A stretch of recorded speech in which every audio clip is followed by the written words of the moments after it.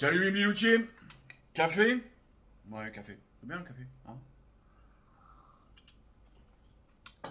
Ça fait plusieurs jours que je dois vous poster cette vidéo. Ouais, du coup, parce que je retourne l'intro pour vous dire... En fait, j'aurais dû vous la poster le 31 août. Ouais, parce qu'il m'a fallu déjà 3 jours pour réfléchir à tout ça. Voilà, j'aurais dû la poster le 31 août. Allez, bon, du coup, je vous envoie la vidéo. J'ai juste changé l'intro avant le café. C'est parti. Enfin, un truc comme ça. Allez, zou. Bon, alors, rendons à César ce qui est à César. Il y a 3 jours maintenant, ouais. Ça fait 3 jours que je réfléchis à la chose. Et surtout, il y a 3 jours, il y a mon fiston qui m'a appelé. Alors, je peux y aller, il regarde pas mes vidéos, donc comme ça, je suis peinard. Mais voilà, je rends à César ce qui est à César parce que le fruit de cette réflexion, bah, c'est surtout mon fils qui lance le truc. Parce que, bah, avec mon hospitalisation, mes problèmes de santé, j'avoue que mon cerveau, il tourne un petit peu au ralenti. Oh là là, Abla, arrête les intros à rallonge comme ça, dis-nous de quoi on parle. Ben, t'as pas lu dans le titre? Ouais. En même temps, je ne sais pas encore ce que je vais faire dans le titre. Alors. Le 8 septembre. Vous avez entendu parler de ça, le 8 septembre? Le vote de confiance, Bérou qui est allé faire un petit barbecue avec Microminus, le sniffer. Non? Non? Si? Ouais? Ça y est, c'est bon, tout le monde a... Voilà. Mon fiston, il a attiré mon attention sur un truc que j'ai pas vu passer. Parce qu'il y a déjà un moment.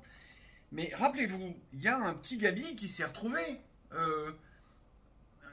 Premier ministre démissionnaire pendant un certain temps. 5 mois, si je me rappelle bien. 4 ou 5. Hein. Et puis il y a eu Barnier qui a été nommé, d'accord? Savez-vous ce que ça fait? Je vais vous faire comme mon fils m'a fait. Il m'a fait, papa, est-ce que tu sais ce que ça fait un Premier ministre démissionnaire? Alors moi, bêtement, je répondu, bah, ça gère les affaires courantes. Que nenni, mon ami. En France, parce qu'en Belgique, c'est ce que ça fait. Hein. En Belgique, quand il y a une dizaine d'années, là, à peine, Cerise, tu pourras... t'étais peut-être un peu jeune à l'époque. Mais à l'époque, moi, je traînais beaucoup dans le monde de l'e-sport. Hein. J'étais life coach pour des gens sur Heroes of the Storm et sur d'autres jeux. Bref, en Belgique, ils ont eu une période de pas loin de 18 mois, je crois, où il n'y avait pas de gouvernement. Et les Belges que je fréquentais à l'époque, justement, ils disaient le pays a jamais mieux tourné que depuis qu'il n'y a plus de gouvernement. Parce qu'en Belgique, ils gèrent les affaires courantes. En France, le Premier ministre démissionnaire ne gère pas les affaires courantes, mais les affaires urgentes. Ce qui veut dire que s'il est démissionnaire pendant un certain temps, il y a des choses qui, par la force, par l'écoulement naturel du temps, deviennent urgentes. Donc en gros, un Premier ministre démissionnaire, il continue à gérer. C'est juste son planning qui change. Mais il fait exactement la même chose que quand il n'est pas démissionnaire. Juste quand il est démissionnaire, il ne peut plus prendre d'initiative. Il faut attendre que la chose devienne urgente. Et il y a une paire de journalistes, j'ai pas réussi à retrouver le boulot qu'ils ont fait. Il y a une paire de journalistes qui s'est arrêtée pour regarder tout ce que Gabriel Attal avait fait pendant sa période de démissionnaire. Et il en a fait des trucs. Hein.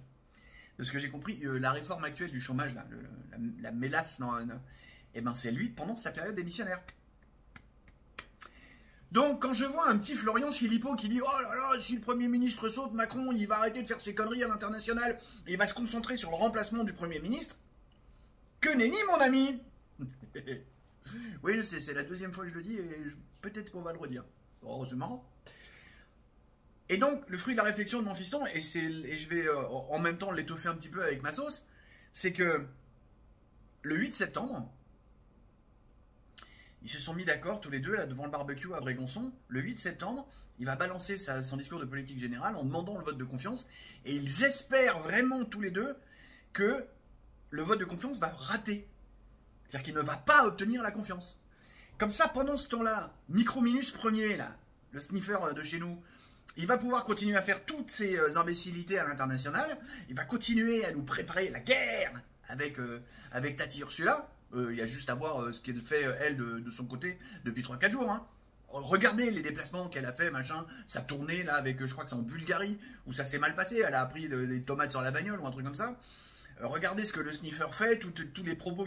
Regardez bien, analysez bien ça, en prenant du recul et en vous disant, Et si jamais on n'avait plus de Premier ministre parce qu'il est démissionnaire avec tout son gouvernement et que les gens, le Premier ministre, mais comme les autres ministres, hein, dans leur ministère, ils ne gèrent que les affaires urgentes. Donc tout ce qui monte et devient urgent, il le gère. Puis le reste, il laisse pisser. Et pendant ce temps-là, Microminus, plutôt que de... Parce que pour qu'il retrouve un Premier ministre, ça va être chaud quand même. Hein. Va falloir voir quel est le mec qui n'a pas d'âme et qui veut juste le poste, quoi. Parce qu'on en est là. Hein.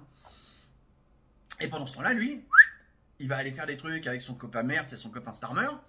Et puis ils vont s'amuser à faire la guerre en Ukraine. Pour faire encore plus de « Oh, Poutine, il est méchant, il veut aller jusqu'à Brest, il veut nous obliger à tous parler russe, il veut nous obliger à tous bouffer du bortsch. » C'est russe le bortsch? Je sais même plus, je crois pas, je me gourre. Hein. Ça doit être ça. Bref, vous avez compris l'idée?